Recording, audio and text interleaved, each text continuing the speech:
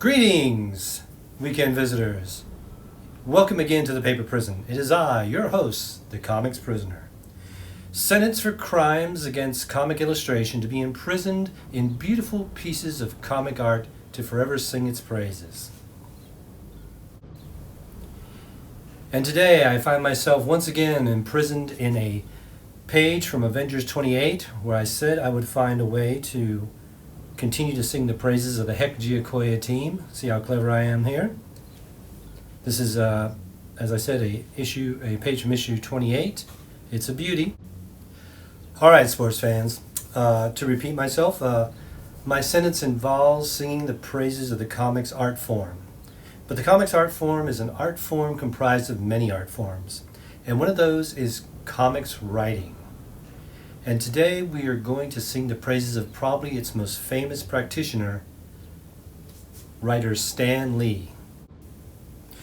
Now, thanks to the Marvel Cinematic Universe, even if you're not a comics fan, you've probably at least heard of Stan Lee. Or some would say you've heard of the legend.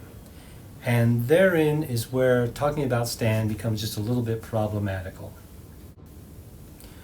While I'm one of those who agree that Stan is a creative giant, there are those who say that his collaborators suffered by comparison because Stan had built up the legend of Stan Lee on the backs of others.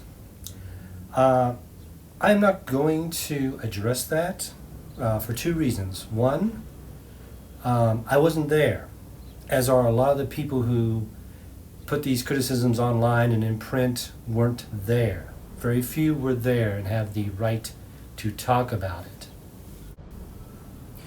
Reason two is it's not quite fair to apply 21st century or even 1980s expectations on the 1960s lifeboat that Marvel Comics was in the comics industry at the time. But what I do want to address is how these claims and these stories have spun out into a fishtail that basically says that Stan wasn't as good a writer as it was, that he basically brought very little to the table. And I just have to say that just is not the case. And I'm going to prove my assertion by looking at the available evidence, of which there is, it's plentiful, also apparent. The charge is that Kirby and Ditko were the true creative drivers of the Marvel Universe, and Stan was, at best, a very helpful collaborator. Some would say even like glorified proofreader. Well, let's look at the evidence. So, most famously known, Stan Lee was known as working with Steve Ditko and co-creating with Spider-Man and Doctor Strange, and with Jack Kirby co-creating titles such as the Fantastic Four, Thor, the Avengers, Hulk, Iron Man. It gets kind of murky in some of those titles, but so the assessment is that because of Ditko and Kirby's contributions being what they were, people start to think that Stan wasn't a good writer. Okay. So let's look at the available evidence. If that assertion is true, that Stan was just leaning on Kirby and Ditko, then when if Kirby left Avengers or Ditko left Spider-Man, then the story quality of those titles should have gone down markedly.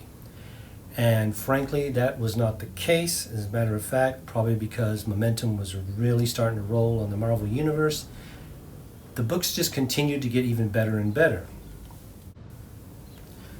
We'll start with Lee's collaboration with Steve Ditko, a very creative gentleman, a legend himself, but not all legends are easy to work with. And so the partnership ended somewhat acrimoniously. I don't have to talk about that. You can read about that elsewhere. But the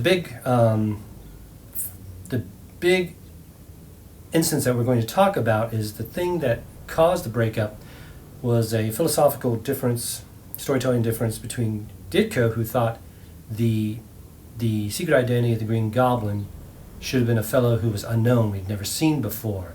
This to be symbolic of the chaos of life, how, we're all just spinning out into the wilderness, making the best of it. Stan disagreed with Ditko and said, no, it needs to be Norman Osborn's father, someone we have invested in, someone we would never have suspected, because we need to give the audience a punch. It has to have thematic resonance. It has to be entertaining. It has to blow the audience away. It has to work as a story, not as a philosophical treatise. And as it seems, history proves that Stan was right. The story, as Stan wanted to go, was a huge hit, hugely entertaining, and hugely memorable. I ask if we had gone with the Ditko version, would the Green Goblin character or the stories around him be half as memorable as they were with Norman Osborn turning on everyone and being the surprise villain? That would be Exhibit A. Okay, Exhibit B is, okay, now Ditko is gone. The books have to go on. Spider-Man, Doctor Strange have to go on. So if the detractors' claims were true, then there should have been a marked decline in Spider-Man and Doctor Strange. But at the very least, things just kept going well, mostly due to Stan's acumen as a comics creator and manager. Stan immediately picked a worthy art successor to Ditko in the person of Jazzy Johnny Romita, and because of his work, that helped sales go up on Spider-Man. But also the stories continued to be entertaining and innovative and creative and just thrilling. And this is bared out by the fact that an artist like John Romita Sr. is not what you would call a writer-penciler. Nothing wrong with that. Many artists came into the business because they wanted to be paid to draw comics. That's what they wanted. Not everyone wants to be the writer and the penciler. So Romita was happy to get his script, do a very good job on the art, get paid, and move on to the next job, and that was great for everyone. So Stan is not leaning on his collaborators for the writing part, for the story. He's not dependent on Ditko to put out a good issue of Spider-Man. So you're saying, but was he as creative as Ditko? I would say yes, but in his own way. If you need a pivotal classic storyline that has nothing to do with Ditko, look no further than the Stone Tablet saga. I find that a great creation where you not only have a nice plot and MacGuffin to go after, you introduce two new characters, Man Mountain Marco and I believe Silvermane. I don't think he was in there before that. And those are great characters created by Lee. So I think that is a truly rock-solid piece of evidence as to Stan Lee's ability as a writer. So let's move on to Exhibit B. Jack Kirby's role in not only the creation of Marvel Comics, but in actually framing the comics industry cannot be overstated. He was there at the beginning. He created or co-created just seminal characters and properties that live on to this day and can be reinvented and find new meaning and be relevant to this day, not just these things we look at as that has no relevance to modern life. But I would say Stan Lee and Jack Kirby, on balance, were equal partners. And again, how can I prove this? Well, at some point, there'd be some books that Stan and Jack worked on that Kirby would leave. So For example, the Avengers. By the 16th issue, I think Kirby was, maybe there's a couple more after that, but by 17th or 18th issue, Kirby had left that book, and it had to go on. So you would think that the Avengers would suddenly become dull or not as well written. Again, history refutes this. Stan Lee's idea around issue 16 to jettison the core Avenger membership, leaving only Captain America there to usher in and nursemaid a new team of heroes, was genius in my opinion. I know he did it for purely practical reasons, because it was difficult to write them both in their own books and in the Avengers, but you got a payoff, and he was smart enough to know he could do that.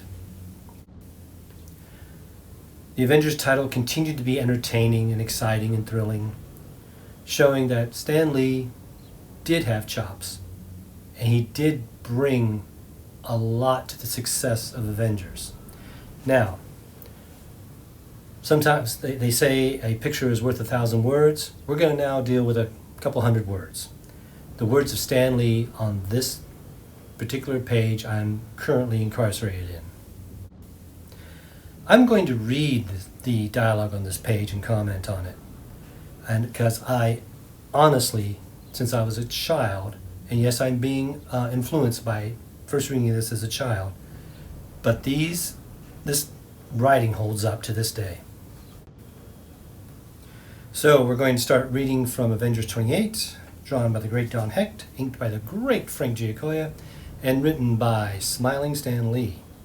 So in the top panel we have Power Man saying, "So far your little plan has worked perfectly, lady.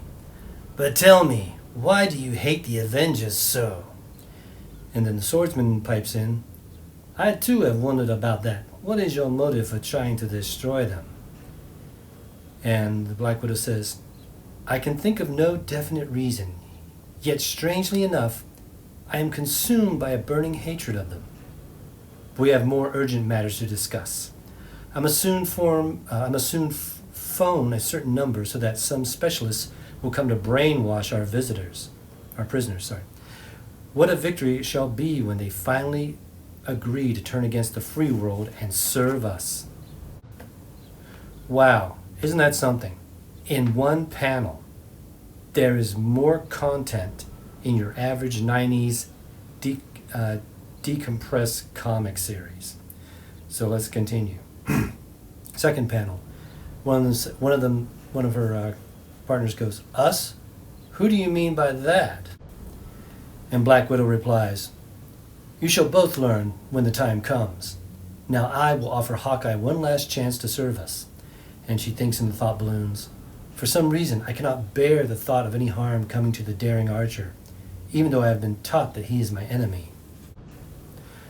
Oh, and this is great. This is Stan's, secret weapon of combining different genres. I mean, we start off with superheroics and action and intrigue, and then we downshift into clearly the Black Widow has feelings for Hawkeye, and that might be their undoing, her love for him.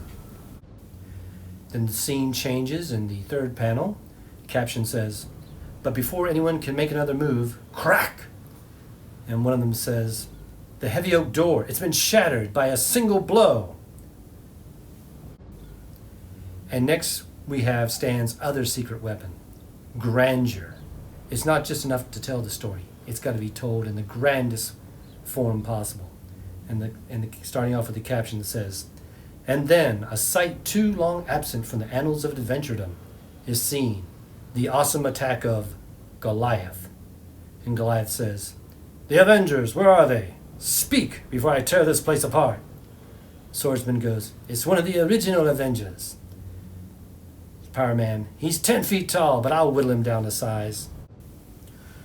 So wow, in that one page, the amount of content and story details and conflict and feelings, and there's a lot of words on the page, but it is not wordy. This is a master at work. We are seeing it, and this was 50 years ago, and no one was writing this way. No one. Stan reset the standard. You could even say you can't have standards without Stan.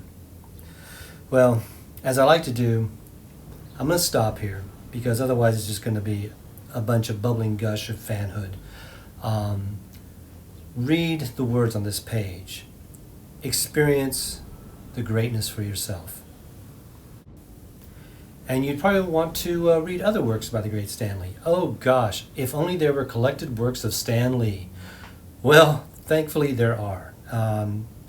As always, you can always look on the web, but I recommend you go to your local comic book shop and ask for their help to find the many, many collections of the works of Stan Lee. And of course, since I always come at this from the standpoint of the artist, I always suggest checking out the Essentials volumes because I love seeing this stuff in black and white. And always there's the Marvel app. Again, as I say, for a low monthly subscription fee, you get access to the entire Marvel Comics library. Hours and hours of reading pleasure. And the clock on the wall tells me that visiting hours are about over.